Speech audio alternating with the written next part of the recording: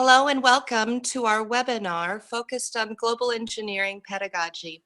I'm Christina White, an IVC Executive Committee member, and my focus is on our webinar design for captivating capacity building as part of our IDEA initiative. I'd like to extend a warm welcome to our new IVC members, our new Executive Committee members, students, and those who participated in WEEF in Kuala Lumpur. I'd also like to extend a warm thank you to those of you who are participating today. If you're interested in joining IVC in the future, please visit our website.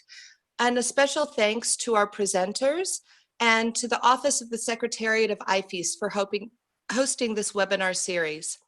Today, we're going to be hearing about how a network of international experts can make a difference in improving the quality of engineering education in a large number of engineering institutes. We'll also learn about how EPICS, the Engineering Projects and Community Service, can prepare engineering graduates as leaders of the future.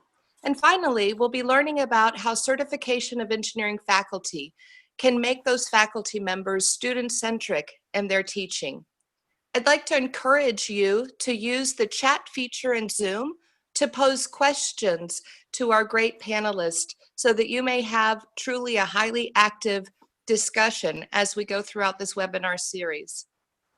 I'd like to first extend a great thanks and warm welcome to Krishna Vendula. He's the Executive Director of the Indo-Universal Collaboration for Engineering Education, otherwise known as IUCEE. Today, he's going to lead a presentation on an experiment in transforming engineering education in India. He'll share with you the vision of IUCEE to improve the quality and global relevance of engineering education. Thank you so much for joining us, Krishna. We look forward to your presentation. Okay, I'm going to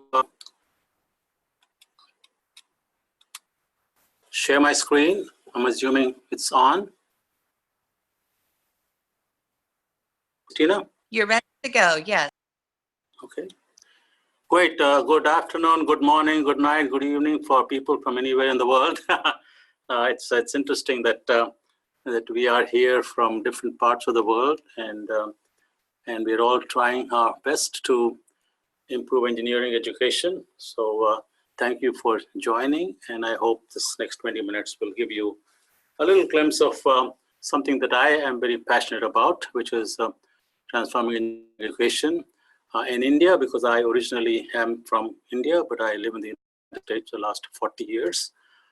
So I'll walk you through some of the key aspects of what we've been doing for the last 10 years in the next few slides. I'm going to keep close watch on my time here so that I don't overstep into my friends' times. So we have. It was about 10 years ago exactly that after a reasonably successful academic career in the United States for about more than 30 years, I decided to look back to where I came from in India, and I found that there were 4,000 engineering colleges, and the serious problems, because the sudden explosion of engineering colleges meant that there were some things that were not working right. So there was a mismatch between aspirations of engineering graduates and their employability. The university syllabus was very theoretical, with no links to industry applications, very weak connection to industry and academia. And the exams entered traditional teaching methods, things that we find in many places around the world. So we said, okay, let's do something. Okay, so our philosophy is it's better to light a candle than to curse the darkness. So we said, let's get moving. We now, after 10 years, of doing various things, have realized that that there is a need for an ecosystem. It's not just one or two programs, that you need to have several programs, interconnected programs, to provide an ecosystem for transforming engineering education. And we felt that these four elements of the ecosystem are really critical. Some innovations in teaching and learning, emphasizing outcome-based education, trying to build industry and academic partnerships, and then encouraging students and graduates to become entrepreneurs.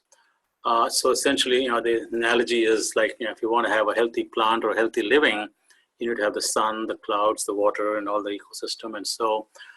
And so over the years, it didn't all happen right from the beginning, but over the last 10 years, we have developed various elements of the ecosystem, the certification program, which my friend Axel will be also talking about later on, that we kind of borrowed from them. Then the conferences, which we borrowed from the American Society for Engineering Education, online courses, a global network with GEDC and IVC. And through all of these efforts, having programs that emphasize governance and leadership, partnership with the industry. We now have a journal, and we, engineering education publications. We have mentoring between people, among people, virtual communities, workshops, etc. So all of these are elements of the ecosystem that I'm talking about. It was almost exactly 10 years ago that we came up with this concept with the help of about 150 engineering educators and industry partners from around the world, including IVC and GEDC and various of our friends in these organizations. And we said, okay, let's do something. But obviously, to get something going, you need some money, and we were fortunate to have some people with deep pockets helping us out for the first 2 years. And that's Desh Deshpande and his wife Jayshree, Narayan Murthy, Arjun Malhotra, Chris Gopalakrishnan of IVC, of Infosys. They all were, they said this is a good idea, we need to be doing it, and so here's a little money that we can get started with. And these are some of the global experts that work with us. I think an important part of what we do, the success depends on our ability to tap talent from around the world. And fortunately, Indians have been all over the world for many years, and so there are people like me of Indian origin in parts of the world. So we were able to get several of them, and of course many with non-Indian origin interested in what we were trying to do. And so the secret, an important part of what I think the critical part of what our success has been, our ability to connect with all of these folks from around the world. The first couple of years, we focused on with the money that we got from our well-wishers, focused on building a bridge between the educators around the world and the educators in India. Here's an example. This, in fact, is a picture from one of the workshops by Richard Felder and Rebecca Brent. You might recognize them in the front row, standing next to me there, with a lot of faculty from around India. This was in 2008, and we did one in 2009 as well with them. So the idea was that if we connect the experts from around the world with faculty in various colleges all over India, good things will happen. And obviously, good things did happen.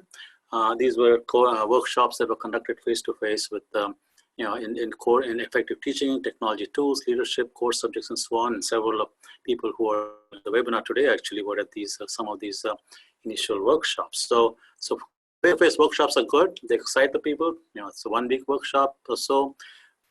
They go back, and the question then is what happens to that to them after they go back, and they go back into institutions which are full of inertia, and so after a few months or days or years, they lose the enthusiasm, and so we have to find a way to continue to mentor, continue to help build up the leadership within those organizations over the years. And so we have to have many other things to happen step by step. So we do continue these workshops. Of course, these workshops are expensive, because we have to pay for travel and accommodation, etc. So we can do a limited number of these workshops, but we still continue to do several of them every year.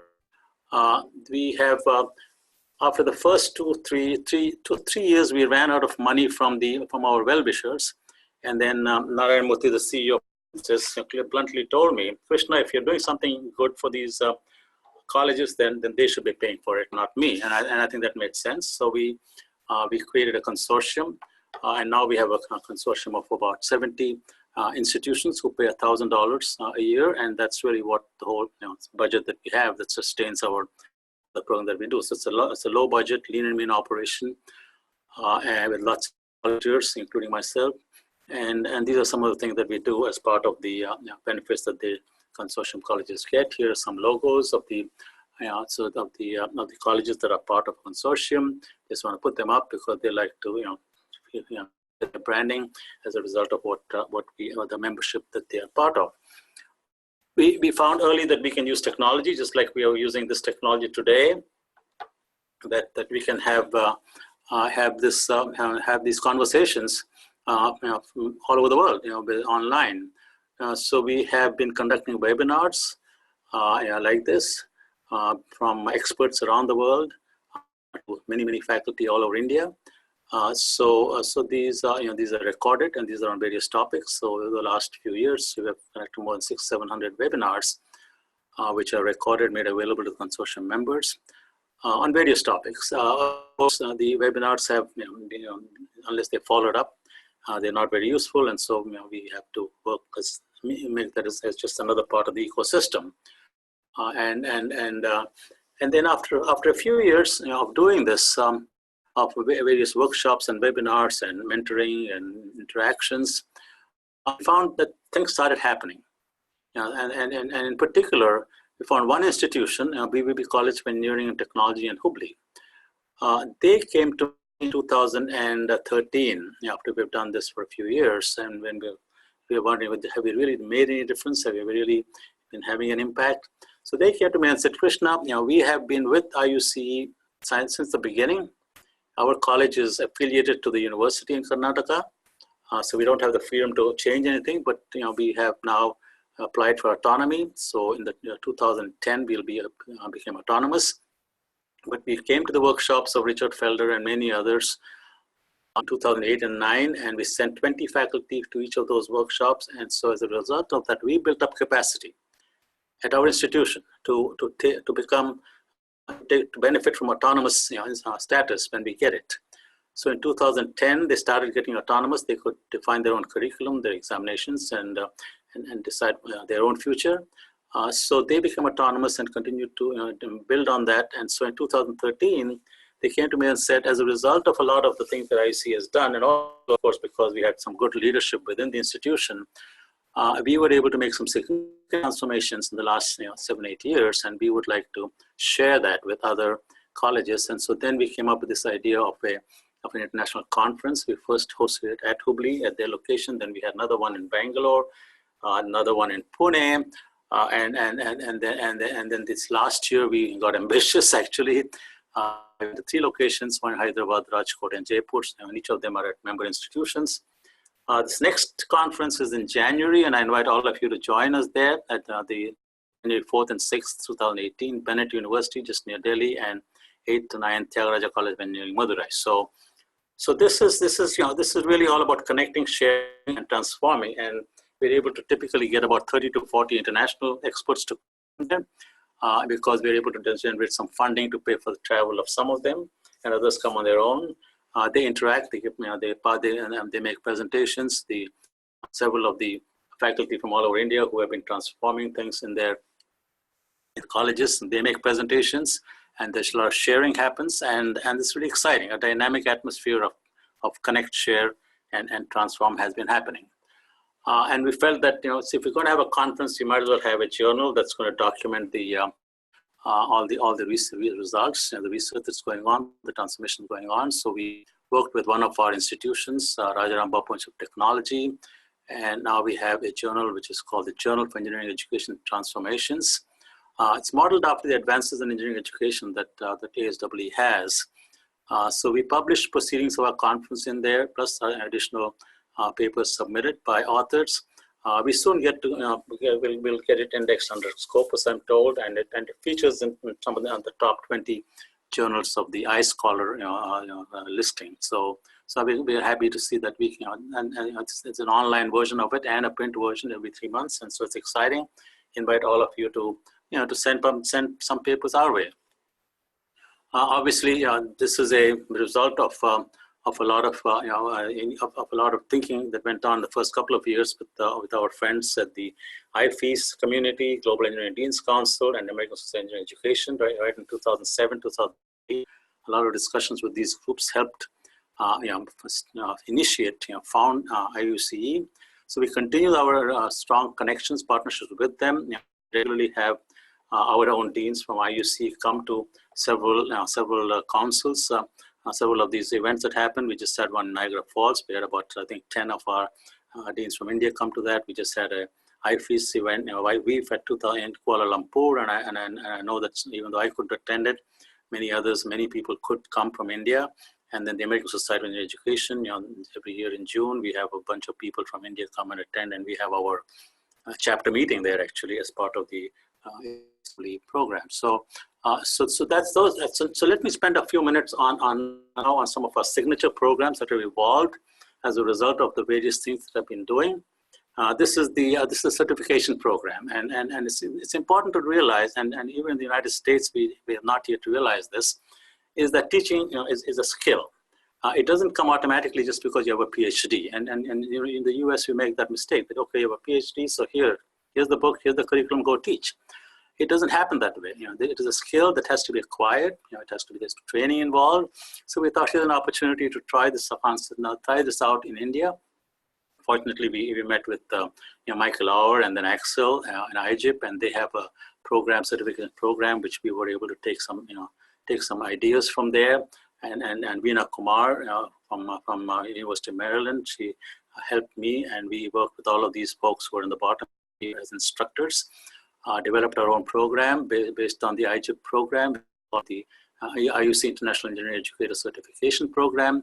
We have just recently officially been certified, accredited by IGIP for this.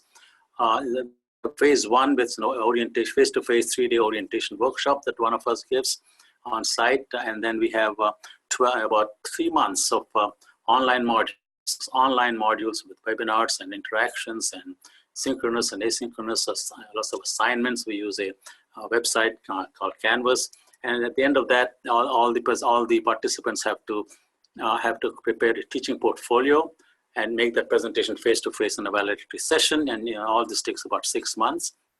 Once they've gone through all that, then then we feel that they are probably ready to receive the IECP certification. So we've completed more than almost 200 of them, and we have another 200 in the pipeline right now during the next year or so, getting these certificates. And just recently we concluded an agreement with IGIP that this award of ing.paed.igip title can be given to some of them, and those who complete our IIECP and publish one paper in one reputed engineering education journal will be eligible to receive that particular title. And we'll have several of them given out in the next conference in January when Michael Auer comes to the international conference in Madurai and Delhi. So we're excited about this, and I'm sure Axel will talk a little bit more about that. At the same time, we continue to offer other courses online on outcome-based education, project management, entrepreneurship, building and using virtual labs, doing engineering education research. Some of our international experts and Indian experts together give these courses. We offer them on a regular basis with reasonable attendance. So that's exciting. And then let me take a couple of minutes on another very important, very exciting signature program of ours. This is as a result of our association with my friend Bill Oakes from Purdue University, who's at the bottom there, and his program director, Maeve Drummond. They work very closely with us. We started this program in 2016 with 6 colleges, now institutions in India. Now we have 14 institutions in India who are all part of the IVC Consortium, but they have to pay extra fees to be part of this because of the time commitment of Bill and the involvement of Purdue in this program.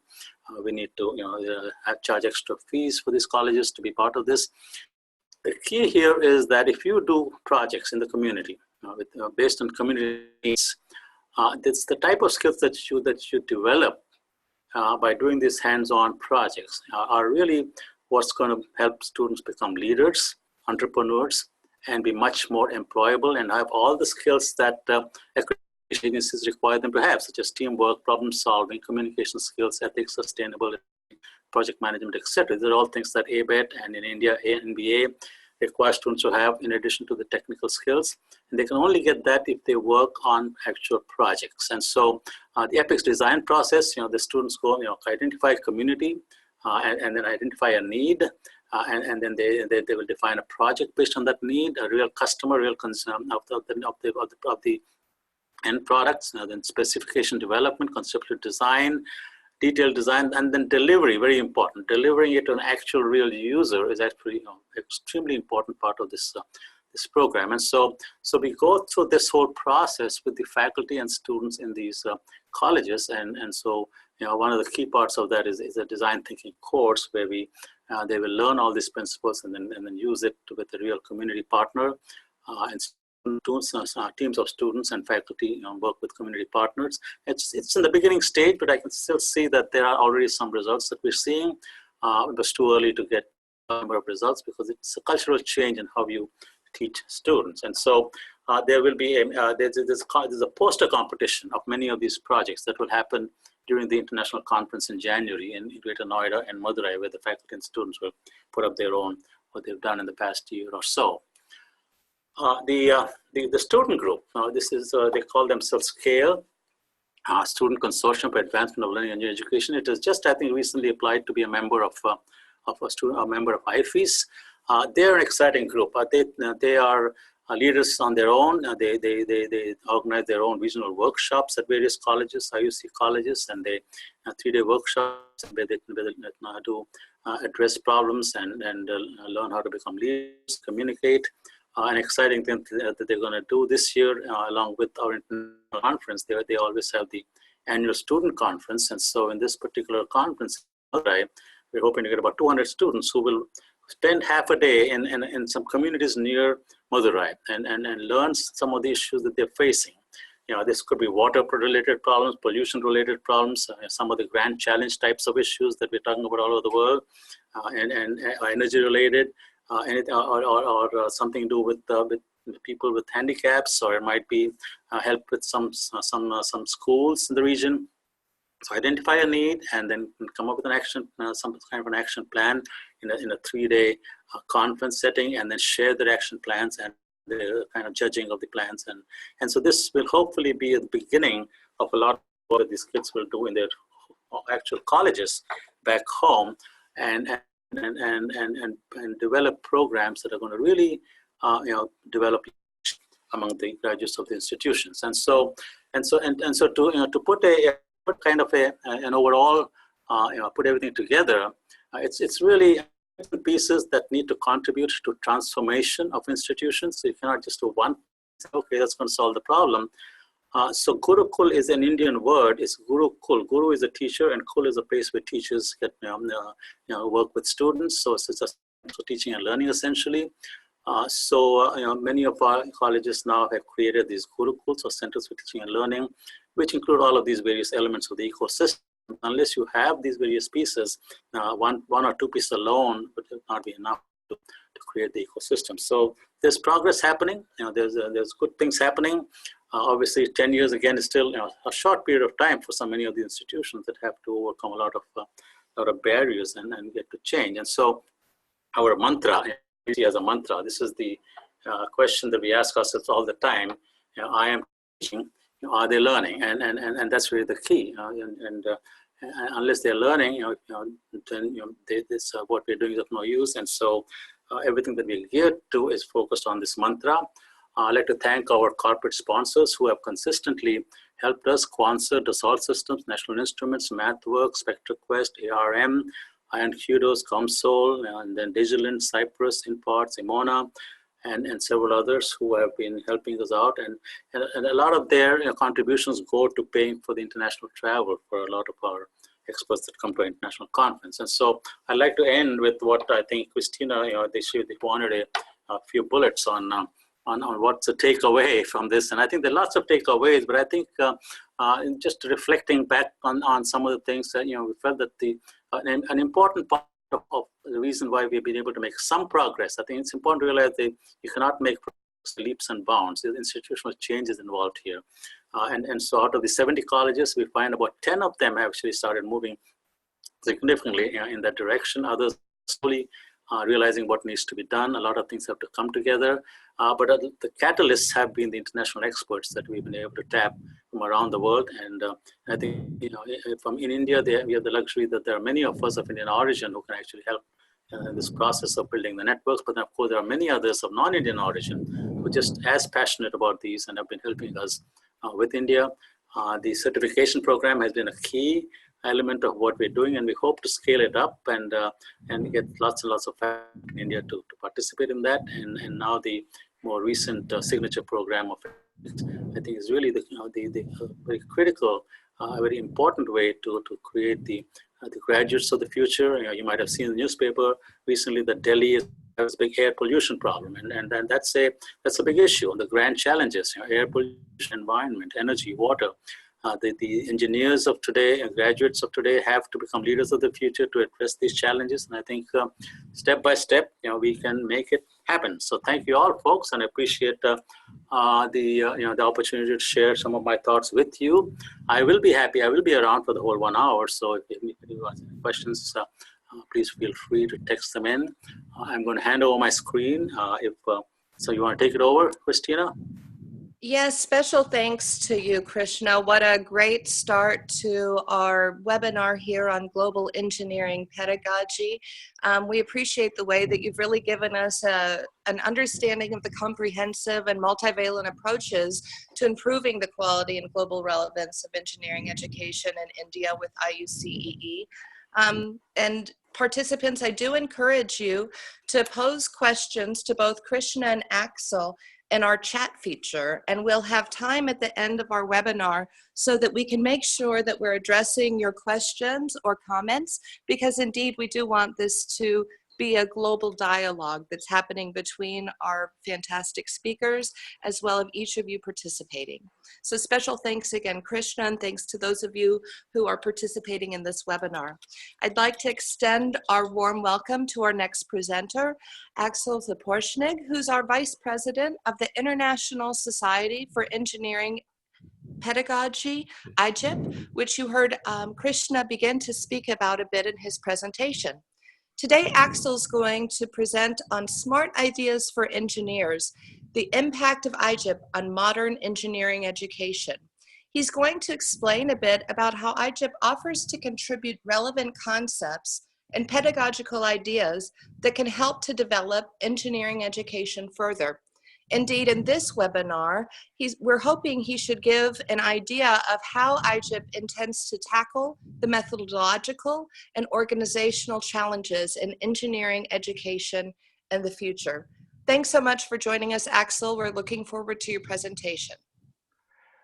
Thank you very much, Christina. But first of all, thank you to Krishna, because I think lots of what we both work on is overlapping. We have a common denominator, a common core in our efforts, and that is achieving the best possible engineering education. And like Krishna has been trying to transform engineering education in India, IGEP has been doing that over the past 45 years and is still going very strong. Hello and cordial welcome to all the participants, friends and colleagues in the IVC IDEA webinar series on global perspectives on engineering pedagogy. I am talking to you from Klagenfurt in Austria, which is also a bit symbolic because the founding father of IGEP, Adolf Melezinek, taught at the local university, and because our IVC president, Michael Auer, doesn't live and work very far from here either. As the vice president of IGEP, it is a pleasure and privilege for me to be part of this international network of engineering experts and to share some thoughts with you that might have an impact on your future actions in the fields of teaching, but also on research and on how personal and professional development can be organized more efficiently at your various institutions.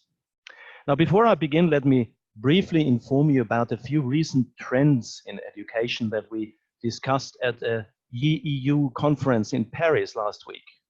There, European politicians and education experts expressed their worries that our education systems around the globe can hardly guarantee equity any longer, and that the inequalities between students in terms of socioeconomic implications, but also in terms of learning prerequisites and competences, are becoming bigger and bigger, and that the anxieties of the future increase amongst the young people.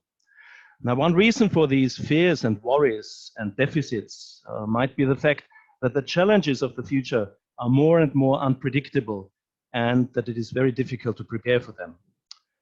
A possible solution to these problems might be to teach all the members and representatives of the younger generation the skills and competencies needed for these challenges.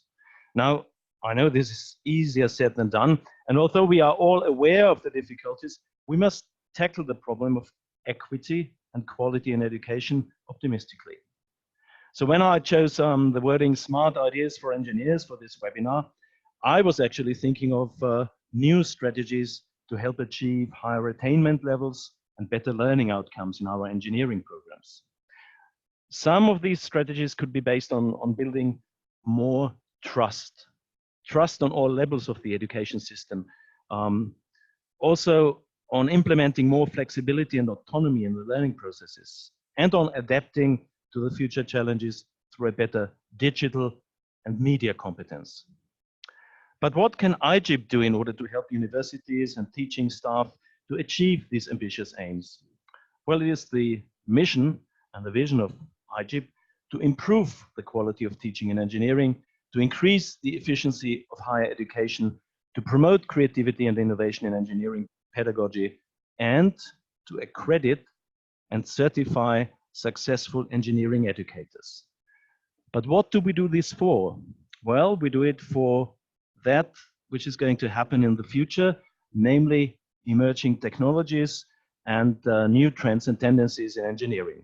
Now, we all know that science, research, and development are the drivers of our technological future today more than ever. And this fast development brings about changes in the field of work, economy, and also in academic studies. So if we look at these potential technological advances in 6 key areas as a governmental study by Policy Horizon Canada lists them, we shall see that there is enough homework to do when it comes to dealing with future developments in the world of engineering. The key question here is, if you look at the screen and you see all these different new technologies, can we teach all that? And who is going to be our clientele? Now, as far as our clientele is concerned, I think we need to start at a very early age. We need to take responsibility for the best training of the younger generations of our talented offspring and of our junior researchers. As you can see, teaching engineering, science, STEM, and so on must begin at an early age, because the future will be infinitely flexible. And this means for our teaching, we should not only embrace new trends, but be in control of these processes. That means we must provide the skills and the competencies, but also apply the freedom to choose the appropriate individual and collective measures to achieve this adaptive and experiential learning. But let me now move on to the mission and the vision of IGIP, as you can also find it on our official website, www.igip.org. One of our main objectives is, as you can see, the improving of the teaching and learning quality of our students, as well as the capacity building of faculty staff, preferably through fostering and promoting the new sets of competencies which are inevitable, as Krishna has already said, for good teaching. For that purpose, we offer the exchange and the sharing of experience at international conferences, like the last one we had in Belfast 2016, or just in Budapest 2017, also together with other societies like ICL, the International Collaborative Learning Initiative. Of course, we also offer scientific contributions in all areas of engineering to our sister organizations and to IVCs at the various conferences, also at the different weaves. And we hope that 2020 is going to be staged in Vienna in Austria, but this is still early days.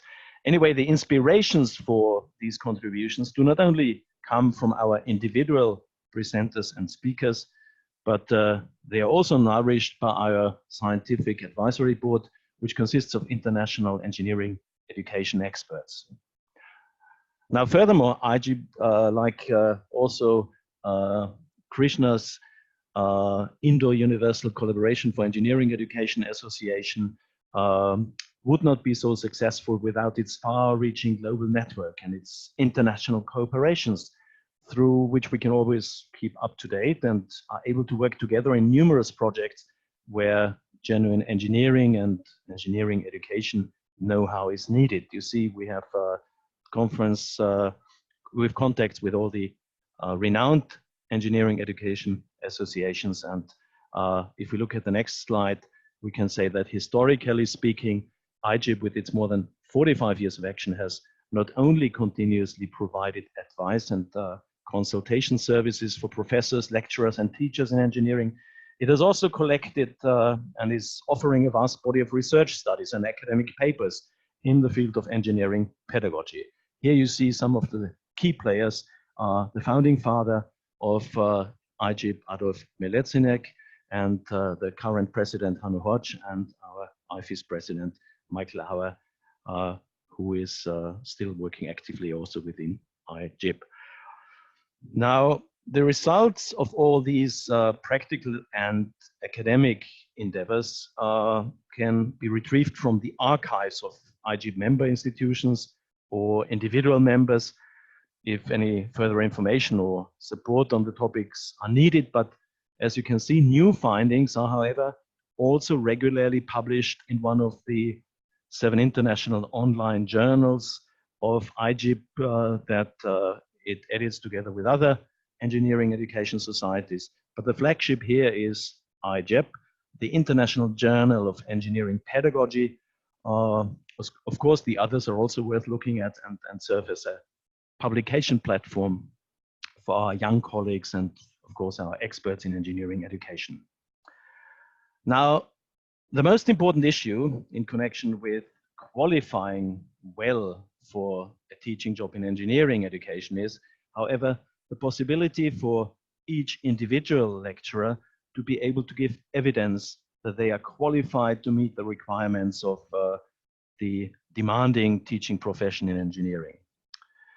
Now, this simply means that our engineering staff, no matter whether they are newcomers to the game or experienced specialists, must prove to their employers, technical universities, the universities for applied science or the technical colleges, that they have completed some sort of pedagogical professionalization program that enables them to deliver their engineering content as brilliantly as needed to their students. And I'm happy to say that in this field, IGIP is the only organization that accredits and certifies individual engineering educators as so-called Inkbed IGIP. This is derived from the German word Ingenieurpädagoge with its International Engineering Educator Certification Program that has been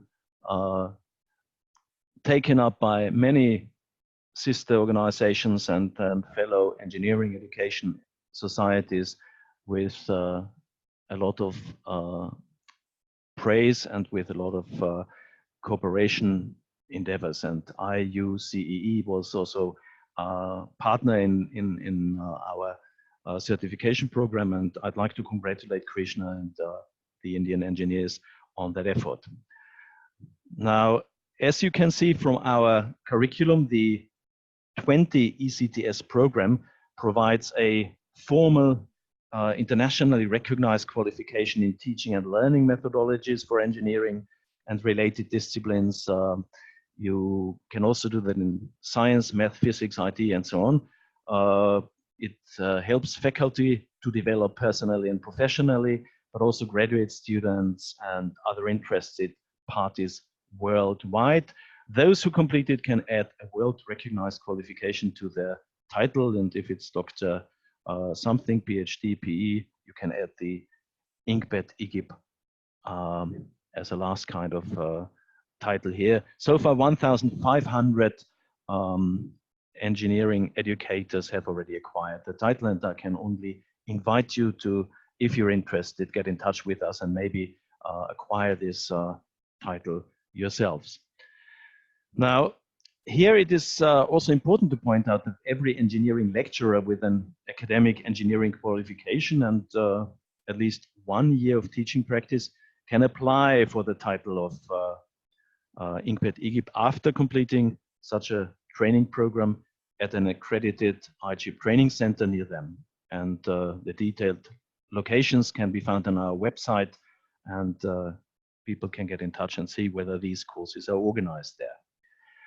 Now, as you can see from this slide, the essential program learning outcomes, which are, for example, also offered by different institutions in the US, Innova High, this one with Luni Morel, I think, shall enable applicants to understand and apply the individual fundamental and theoretical specialist engineering knowledge, but also, of course, the needed didactics and methodology, as well as the best practices of engineering education that are required to become effective teachers and mentors. But of course, there are more key elements of that modular curriculum which must be fulfilled by the prospective international engineering educators, such as you can see from here, workshop and laboratory didactics, sociological and psychological lectures, or electives that can focus on the strengths and the key competences of the candidates, and also on a regional and local catalog of requirements. Now, apparently also the training centers have to fulfill special requirements to be accepted and acknowledged as genuine IGP training centers, which will then be in action for 5 years. And the accreditation criteria from this list are monitored and approved by the IMC, the International Monitoring Committee of IGP. Here you can see what such a qualification profile looks like and how the title is actually awarded in a written form can be seen from the next slide. This is the official certificate that somebody gets when they complete the International Engineering Educator INCPED IGP. Here you see the educational competencies that these INCPED IGP educators must have. All these competencies are, as mentioned before, essential for receiving the title of INCPED IGP or International Engineering Educator, and they're also essential for becoming an esteemed member of that closely connected community of international engineering educators. But IGP also has special working groups. So on the next slides, just to show you how IGP deals with new developments and with demands from the engineering education community, I would like to inform you that we also have a number of working groups which are formed by engineering specialists in the various fields who think that they can motivate and lead a group of like-minded people to achieve best results in research and in teaching. It's interesting that, as Krishna said before, teaching is really a kind of very important skill that you must have. But again, you don't learn it, and most of our engineers, researchers have signed up as researchers and not as teachers, and only after some time it turns out that such a pedagogical qualification is necessary. And within IGP, however, these educators can focus on their special interest and can then, for example, be part of one of these working groups. The first one being Games in Engineering and Education, which is chaired by Matthias Utesch in Munich. The second one by Susan Swatzek is called Teaching Best Practice, and also our former president of IGP, Teresa Restivo, is very deeply involved in promoting the latest findings in this matter. A third working group is called Entrepreneurship in Engineering Education. This is a speciality of the Austrian HTL, the technical colleges, which strongly believe that entrepreneurship should be an important element in every engineer's training and education. Now, if you're interested in one of these topics or a related one, please do get in touch with our office and they will put you through to the right contact person and or try to establish contact yourself. Here you see a list of all the papers that were handed out to the Budapest conference, the ICL and IGP conference in September 2017, and there was a special track on entrepreneurship. Now here you see some training centers. This is just to show you that we have many recent training centers, but they can all be seen from the website. And this is just a filler before I move on to some conclusions from the points I have been trying to share with you now. Now, there's a list of random qualifications that should serve as a kind of action plan regarding which immediate steps we ought to take if we want to improve the quality of teaching and learning in engineering education.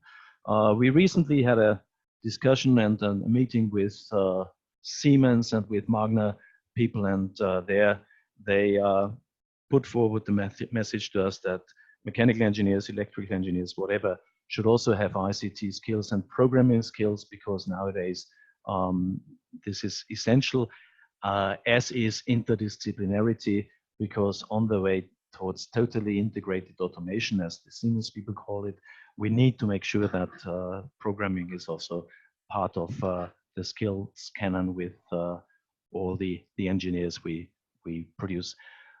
Big data is an issue, but what's the worth of big data if we don't have an added value from them? We should also drive the digital enterprise. That means actually industrial processes need to be controlled, and we see here that experiential learning is a key word, which should encourage us to do experimentation more when it comes to teaching and learning processes. And a general aim is to raise the attainment levels of our students and to create a virtuous circle of improvement. Again, trust comes up, trust for better learning, and trying to adapt to unpredictable challenges. Now, if we look at this slide here, it actually stems from Tia Rittmann's presentation on engineering pedagogy. Tia Rittmann teaches engineering pedagogy at Tallinn University, and you see the different steps from the teacher to the scholarly teacher, the real expert who then actually also becomes an engineering and education researcher. But I think what we also see here is that these are some Siemens slides I borrowed from the Austrian representative Leonhard Muig, and they show us that the direction into which science, engineering, and industry are going to go into in the near future, we can see that digitalization plays an important role. And if we do not adapt rapidly enough, our business models will soon become obsolete, as you can see here. Now, from the point of view of Siemens in industrial processes, digitalization will have an even stronger impact through increased automation, communication, and software dominance. It is therefore, I think, our foremost responsibility to provide excellent training for those who have to solve these modern engineering problems. It is also our task to lead the way towards a magnificent engineering education in our various countries. And I think it shall be our ethical guideline that we ensure to achieve important sustainable development goals as the 17 that you can see here in the Charter of the UN. Now, to summarize, IGEP has as the International Society for Engineering Education, has so far had many dedicated followers of its pedagogy, of its profound way of teaching engineering successfully, and of its idea to accredit individuals as highly professionalized engineering educators. It is for the reasons stated that I strongly believe that IGEP has had a tremendous impact on the quality of engineering education worldwide, and that it can also shape the future of teaching and learning with new approaches and new methods, but also together with you all, with a network of engineering education experts, especially when it comes to learning. When I think of David Guralnik in New York and his online learning society that works closely together with us and tells us that there are always new forms of learning, like these days, granular learning, where students just pick little grains and then move on to the next part of content that they want to learn. Now, I have personally experienced so much professionalism and at the same time empathy among the IGEP community worldwide, that I can only recommend to those of you who are interested to get to know more about iChip to get in touch and / or to join our international network or to become an INCPED IGIP or IGIP, an international engineering education expert or even a training center if you're a university and so on. So the challenges are becoming bigger, but with united forces, with innovation and creativity in the engineering education world, I think we'll be able to master them. And this is how I would like to end and to conclude my presentation. Thank you very much for listening to me, and I'm of course willing and ready to take questions now. Thank you so much, Axel. What an outstanding presentation. We really appreciate some of the ideas of the practical and academic endeavors of IGIP, the ways that you helped us to explore the evolution of engineering education, as well as the helpful resources that you shared. Again, as Axel mentioned, we are available for questions from the participants, and so please post those as we go. It looks like currently we have one question. Do you have any ideas about the start of the engineering center in India? I'm not sure what. To Krishna and Axel? Mm-hmm. To Krishna and Axel, would you like to take that question? I'm not sure I understand the question though. I mean, I know Malareddy and I know the Professor Rajeswaran. Are you referring to start of the IGIP Center in India or something It else? says here the Malls Ready Engineering College. Right. Yeah. Well, I think this is the something center. Yes, Krishna the center. Yeah, I mean, it's Because I really, haven't you been know, I think Professor Rajeswaran, this is the center you're talking about. If you're talking about the IGIP program that we have started, and this is the certification program. This was started 3.5 years ago.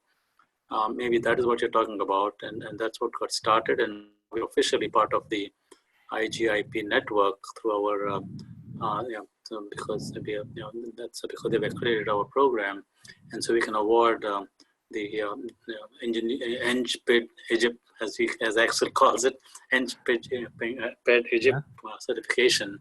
But is that what you're talking about, or are you talking about some other center in India? From the question, I think it looks like you covered the response well. And so if he did not respond to the exact question you're asking, please go ahead and pose your question again. But Krishna, it sounds like that you were able to cover it.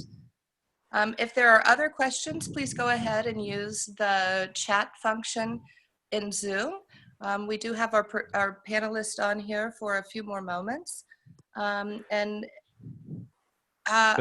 Christina, a question from... I can just add before you go to the next question that what Krishna was saying is that with every IGIP training center and with all kinds of institutions that work together with us, we do a genuine needs analysis, we do a really expert course design, and then we develop together new concepts for engineering education in higher and vocational education institutions. And they include all the latest trends methodologically and didactically, but also the emerging technologies that are used in learning and teaching and also in the industrial sector. Thank you for that response.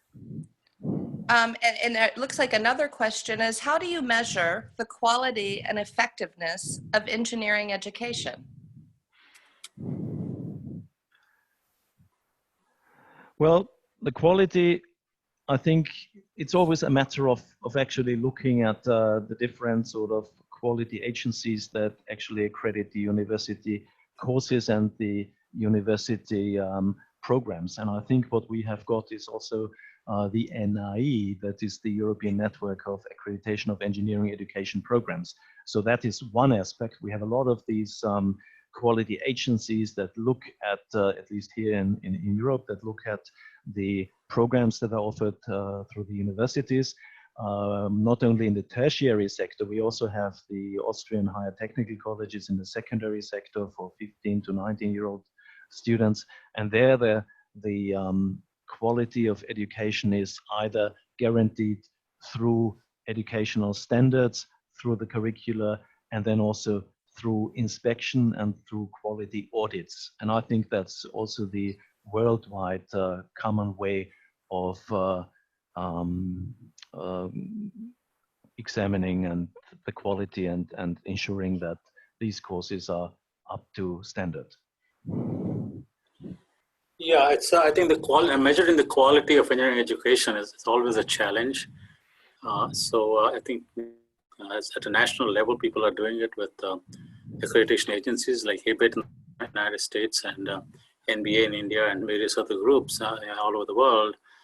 And these agencies are evolving with time to make it easier for colleges to show that they have reached a certain quality. But I think ultimately it's up to the individual institutions and their own administrations to honestly look at what they're doing and look at the outcomes of what they're doing in terms of the graduates and their ability to be employed in the industry, the ability to be leaders and entrepreneurs. So I think there are always these various places where your ranking goes on, but I'm skeptical about many of those rankings, which tend to be more like beauty contests and may not Yeah. may not get into the real qualities of what they're looking at. So yeah, you just have to be honest with yourself and assess your institution in the best possible way. Great. We have one more question that's been posed. Will workshops with the heterogeneous teams of both faculties and students in it, would that be more effective? Because that would help them gain an idea about both the parties.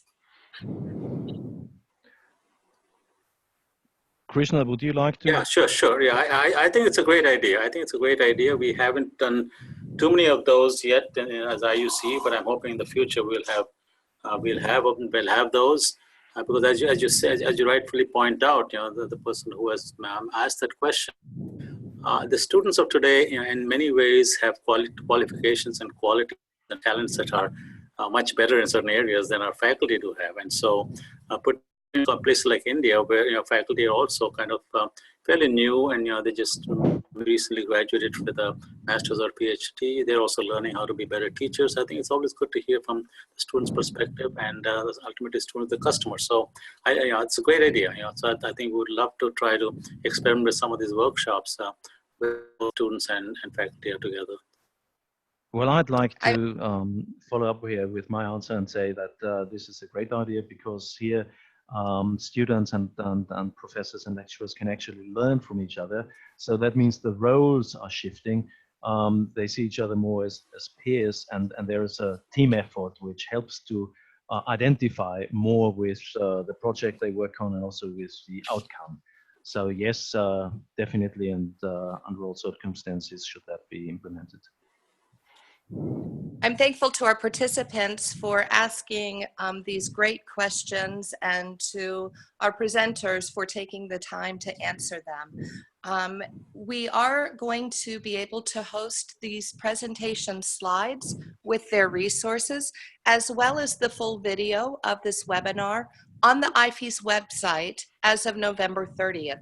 So for those of you that are interested in revisiting these presentations and having access to the resources, or if you have colleagues within your network that were not able to join us today, we encourage you to visit our IVC website, not only to learn also about the webinars, but many other activities that IVC is engaged in globally.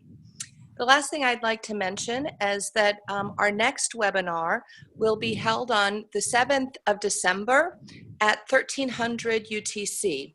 This webinar will focus on a few things cognitive science teaches us about effective teaching. We will be hosting that webinar with Rebecca Brent, who's the president of Educational Designs, Inc., and Richard Felder, who's the professor emeritus of chemical engineering at North Carolina State University.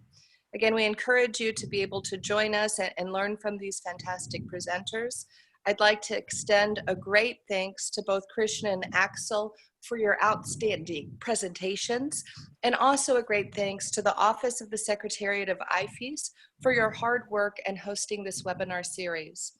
We look forward to hearing from you in the future. And again, if you'd like to reach out and access the resources and presentation, they'll be available November 30th. Thank you and have